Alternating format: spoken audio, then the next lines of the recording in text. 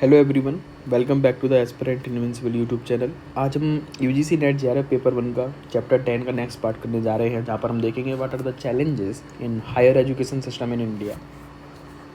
Start करने से पहले एक छोटी सी रिक्वेस्ट करूँगा, please do like share and subscribe the YouTube channel the aspirant invincible to show your support for my effort and join the Telegram channel for the PDF and study material. Thank you so much. Let's begin. So what are the challenges pertaining to higher education in India? आज़ादी के 75 साल से ज़्यादा होने के बाद भी आज कोई भी एक ऐसा इंस्टीट्यूशन नहीं है इंडिया में जो दुनिया में टॉप 100 रैंकिंग के अंदर आता हो। मतलब इंडिया में हायर एजुकेशन सिस्टम और एजुकेशन की लेवल बहुत ज़्यादा अच्छा नहीं है, हम ये कह सकते हैं। अब चैलेंजेस अगर देखें तो व्हाट आर द चैलेंजेस, तो दीज आर द चैलेंजेस। इस तरीके से आप सिनॉप्सिस बनाए, नोट्स बनाए, अपने सामने लिख कर रखे, आसानी से आप समझ में आ सकती है चीज़ें। फर्स्ट चैलेंज है स्ट्रक्चर रिलेटेड चैलेंजेस। जो स्ट्रक्चर है हायर एजुकेशन सिस्टम का इंडिया में, मोर और less similar to the governance, over centralization and bureaucratization. कोई भी इम्प्रूवमेंट करना है, कोई भी चेंज करना है, आपको सजेशन देना है, फाइलों से डील करना पड़ता है। ओवर सेंट्रलाइजेशन है, या तो स्टेट गवर्नमेंट देखेगी मैक्सिमम टाइम और सेंट्रल गवर्नमेंट चेंज लाएगी। अगर लोकल चेंजेस लाने हैं तो there is no way. Then comes the equity part. Equity का मतलब है जस्टिसेबल डिस्ट्रीब्यूशन ऑफ रिसोर्सेज और justiciable share.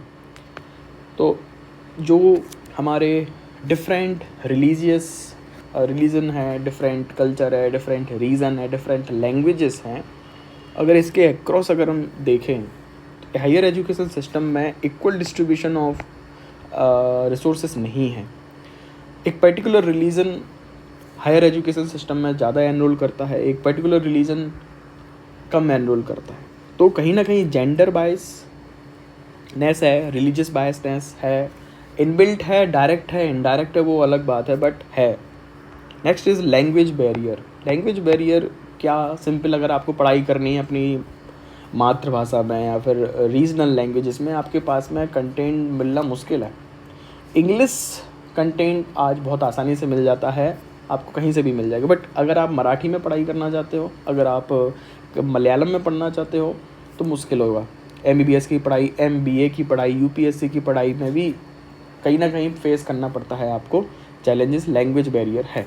Next is political interferences. Political interference का मतलब सिंपल है कि हायर एजुकेशन इंस्टीट्यूशंस में भी political ideologies, political shift, political tilt दिखता है और करप्शन भी बढ़ चढ़ कर हायर एजुकेशन सिस्टम में होता है।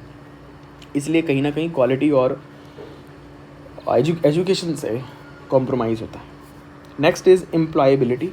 तो पढ़ाई की एम्प्लॉयबिलिटी क्या है, रिस्क की प्रोपोर्शन है। आज एजुकेशन करने के बाद भी, ग्रेजुएशन के बाद भी अगर सोचे कि इंसान की अगर जॉब नहीं लग रही है, डिग्री होल्डर्स है फिर भी जॉब नहीं है मार्केट में, तो पढ़ाई क्यों करेगा इंसान, क्यों इन्वेस्ट करे। That is a biggest challenge, employability. Affordability की बात करें, भाई बहुत महंगाई हो रही है, हर एक चीज़, स्कार्सिटी ऑफ पब्लिक फाइनेंसेस। तो गवर्नमेंट जो कॉलेजेस है वहाँ पे एडमिशन लेना मुश्किल है। प्राइवेट BTech करोगे, MBA करोगे, MBBS करोगे, बहुत ज़्यादा महंगा है। अफोर्डेबिलिटी, तो जो गरीब लोग हैं वो एक्सेसिबल कहाँ से लें, इसीलिए हमने इक्विटी की बात की थी। इक्विटी यही है, अमीरों के लिए आसानी से एजुकेशन मिल जाएगी, लेकिन गरीब जो लोग हैं उनको एजुकेशन प्रोवाइड कराना बहुत बड़ा चैलेंज है इंडिया में। Next is availability. सप्लाई और डिमांड में एक ह्यूज गैप है। जितनी डिमांड है, जिस क्वालिटी की डिमांड है, जिस क्वांटिटी की डिमांड है, उसका सप्लाई नहीं होना सेम। तो जिसके पास पैसे ज़्यादा हैं, रिसोर्सेज ज़्यादा है, वो एजुकेशन आसानी से ले सकता है।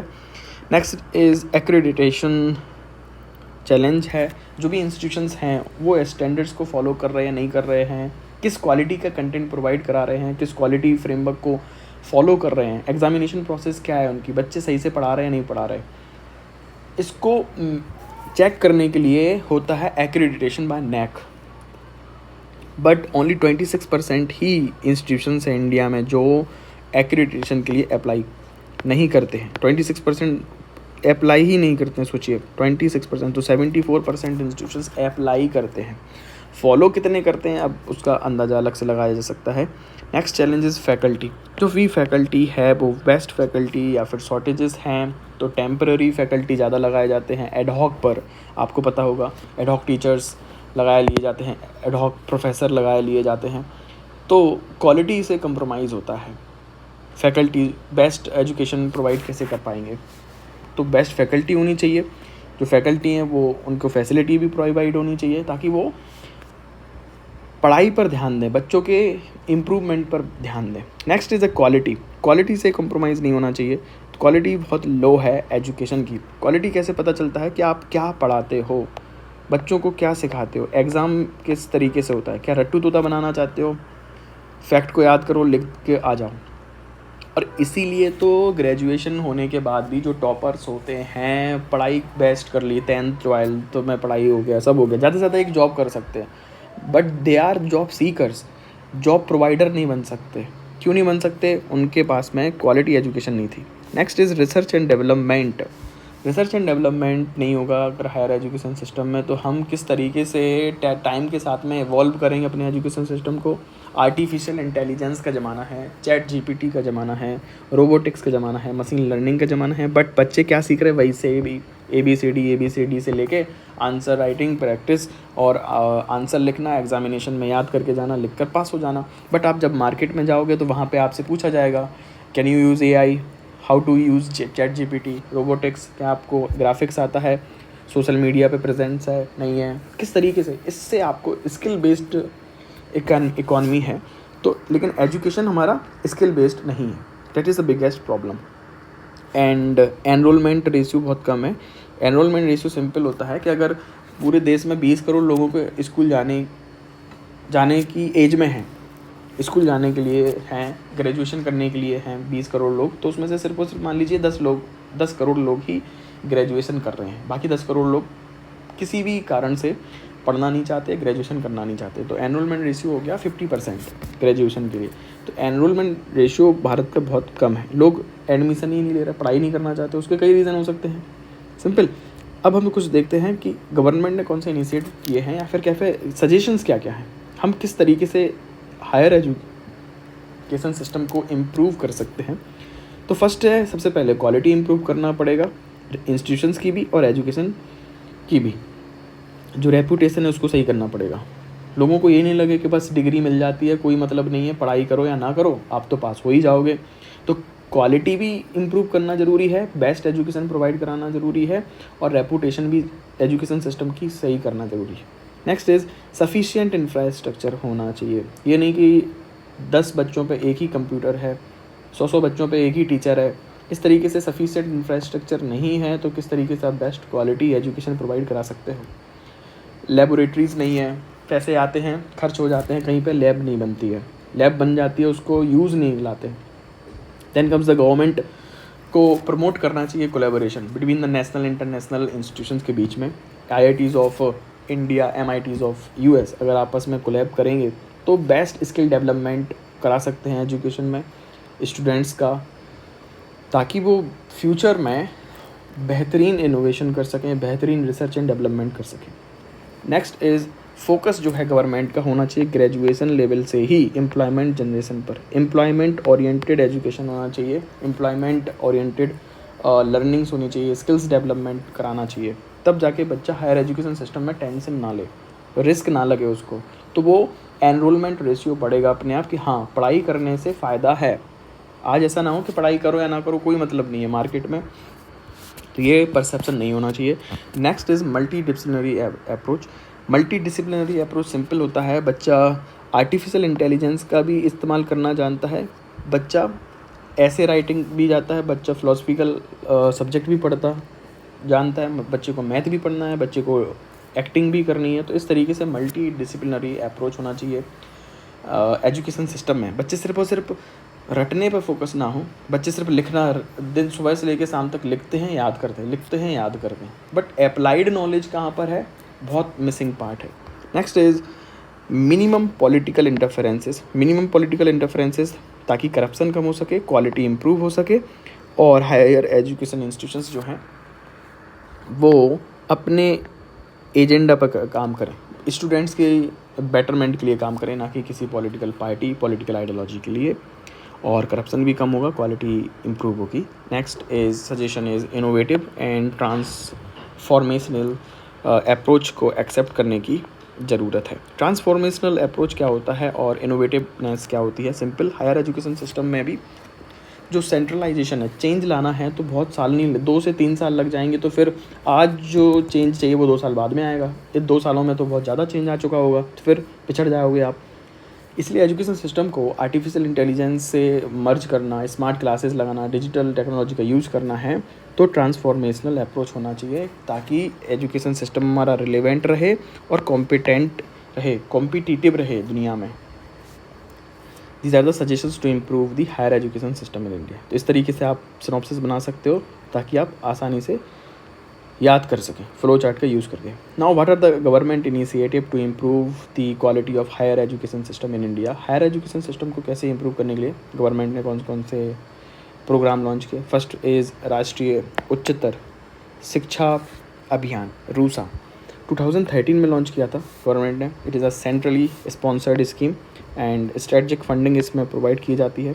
मतलब पैसे दिए जाएंगे, जनरल स्टेट हैं अगर एमपी, महाराष्ट्र, कर्नाटका, तो यहाँ पे फंडिंग होगी 60-40 के रेशियो में। अगर आप स्पेशल स्टेट हैं तो आपको 90 और 10 रेशियो में पैसे मिलेंगे। अगर आप यूनियन टेरिटरी हैं तो आपको 100% जो फंड है सेंट्रल गवर्नमेंट प्रोवाइड कराएगी। Simple. Next initiative is Yukti 2.0। Yukti 2.0 क्या है? तो it is young India combating COVID with knowledge, technology and innovation के लिए आया था। To help the startups in the field of higher education systems, ministry of education ने इसको लॉन्च किया था। सिंपल है। Next is initiative is Samarth ERP। Samarth ERP ministry of education ने ई गवर्नेंस प्लेटफॉर्म के रूप में लॉन्च किया है। It is a e governance initiative Samarth under the mission of national mission on education through information and communication technology. It is a open source initiative, मतलब कोई भी जाके यूज़ कर सकता है लॉगिन करके, किसी स्पेसिफिक पासवर्ड की ज़रूरत नहीं है। ERP का फुल फॉर्म यहाँ पे जो है, ERP का मतलब जो है वो है software to use day to day business activity को नोट करने के लिए ERP है, सॉफ्टवेयर है। जो यूनिवर्सिटी में डेली हो रहा है, इंस्टीट्यूशंस में, यूनिवर्सिटीज़ में हो रहा है, उसका अपडेशन रखा जा सके, ध्यान रखा जा सके।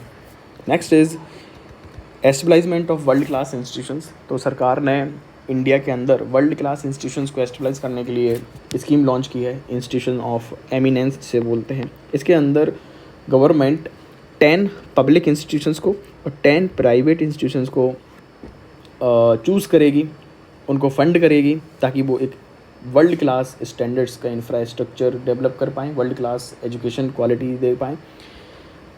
और टारगेट है नेक्स्ट 10 ईयर्स में, आने वाले 10 सालों में, जो भी ये इंस्टीट्यूशंस हैं जो गवर्नमेंट चूज़ करेगी, उनको टॉप 500 रैंकिंग के अंदर लाना है। और उसके बाद में कुछ सालों के बाद में उसको टॉप 100 तक लेके जाना है वर्ल्ड क्लास रैंकिंग में, वर्ल्ड रैंकिंग में, एजुकेशन फील्ड में। Other initiative like national institutional ranking framework है। नेशनल इंस्टीट्यूशंस की रैंकिंग की जाएगी उनके परफॉर्मेंस के बेसिस पे, उनके एकेडमिक क्वालिटी के बेसिस पे। मिनिस्ट्री ऑफ एजुकेशन ने 2015 में इसको लॉन्च किया था, 29 सितंबर 2015। अदर इनिशिएटिव लाइक इम्प्रिंट है, CBCS है, जो इसका फुल फॉर्म है choice based credit system. Credit system दिया जाएगा चॉइस बेस्ड। तो अगर आप चूज़ करते हो क्रेडिट सिस्टम के में कि आपको A मिलेगा, A+ मिलेगा या फिर B मिलेगा, इस तरीके से इसको बोलते हैं चॉइस बेस्ड क्रेडिट सिस्टम। तो यहाँ तक हमने देख लिया है हायर एजुकेशन सिस्टम में चैलेंजेस, उसके सजेशंस, गवर्नमेंट इनिशिएटिव। यहाँ तक बात समझ में आई हो तो वीडियो को लाइक, शेयर, सब्सक्राइब करना ना भूलें।